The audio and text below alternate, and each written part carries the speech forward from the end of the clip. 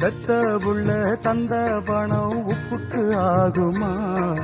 தாய்ப்பாலுக்கு கணக்கு போட்டா தாலி மிஞ்சுமா? பாயக்கட்டி வளர்த்த புள்ள மல்லு கட்டி நிக்குதடி, வாங்கி தந்த காசுக்கெல்லாம் வட்டி கட்ட சொல்லுதடி. கோடு ஒண்ணு கிழிக்க வச்சு கும்மி அடிக்குது அம்மாடி. சம்சாரம் அது மின்சாரம், சம்சாரம் அது மின்சாரம்.